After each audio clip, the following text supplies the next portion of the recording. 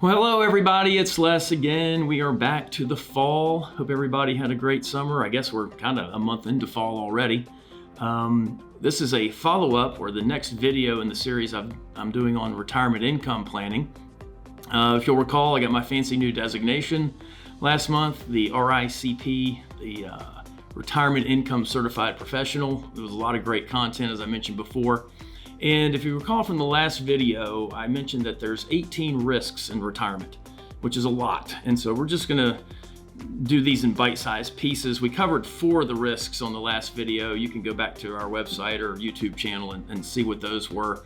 The one today that I want to cover, it's a doozy, and that's healthcare risk and the cost of healthcare in retirement. There's a well-known Fidelity industry survey that comes out every year that estimates what a retired 65-year-old couple, how much money they may need in retirement to cover healthcare. And it's interesting when they survey consumers or pre-retirees about what they think it's going to cost for healthcare in total for a retirement of 25, 30 years, the number consumers give us is $50,000, which I kind of chuckle because I know that it's much bigger than that. The Fidelity study actually tells us that a 65-year-old couple is expected to need between $170,000 to $350,000 just to cover healthcare expenses over a retirement of 20, 25, 30 years. That's a very large number. And so it's pretty surprising to some folks when we're doing our planning projections to see these numbers. And we update these every year in our planning software so that we keep up with the rising cost of healthcare. So it's a significant number, so I want to touch on some strategies today about how we handle that. And first of all, healthcare costs tend to increase at a greater rate than other things in retirement. We've seen that over the years. I don't expect that to necessarily change. Healthcare inflation can run between 5, 6, 7% a year on average. So you see how these numbers can get so big over time. Now, there's a couple of ways that most retirees are handling healthcare. That would be Medicare, Type A, Type B, and then you've got D for your prescription drug coverage. There's a lot of co-pays and deductibles though with Medicare that can get pretty expensive over time. One of the ways, and it's typical that you would have a Medigap plan to help cover some of those expenses so that the out-of-pocket isn't so bad. The other way to pay for healthcare retirement is a Medicare Advantage plan. You may be familiar with those. They work very similar as a PPO plan where you're in a particular network. You have to use certain facilities for your care. Those premiums can be less expensive over time, but you're also limiting yourself in terms of where you can attain your care. But can be a little less expensive. You have to look at the pros and cons of regular Medicare or Medicare Advantage.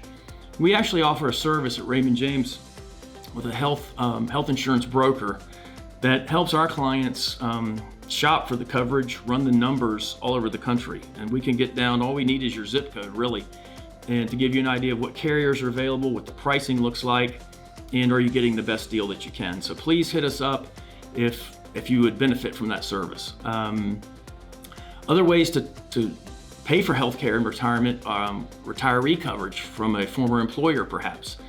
Pretty rare these days, but there are still a few larger companies that offer retiree healthcare coverage. Maybe not in its entirety, you may have to pay a little something for it, but that's a great option if you're retiring before Medicare or Medicare Advantage. COBRA, which a lot of us are familiar with, is also an option. That coverage can last 18 months after your last date of employment. Problem with COBRA is it's very expensive because you're paying the full premium that your employer used to pay for you. So that can be pretty expensive, plus it runs out after 18 months. The Affordable Health Care Act provides a lot of plans in every state and county. That's where our service at Raymond James can help evaluate what's out there in your particular locale. Some folks, the spouse is still working, so there's spousal coverage that may be available. That's always a great option.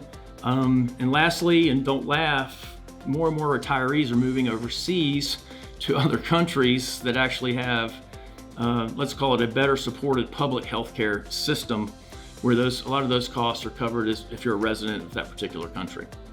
A couple other things I will mention: health savings accounts while you're still working. This is before we get to age 65. We really encourage the adoption of health savings accounts if offered, usually attached to a high deductible medical plan.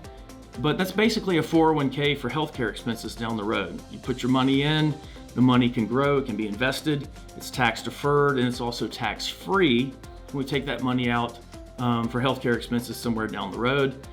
So that's a great option. We really encourage that. And then lastly, some retirees actually end up going back to work. Not necessarily for healthcare coverage, but for other reasons. And if they do, then they get some healthcare coverage associated with that.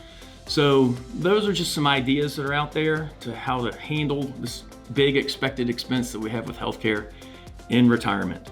I want to thank you for listening, and our next video will feature long-term care risk, which is another enormous kind of target out there that we have to talk about and plan for. Have a great day. Thanks.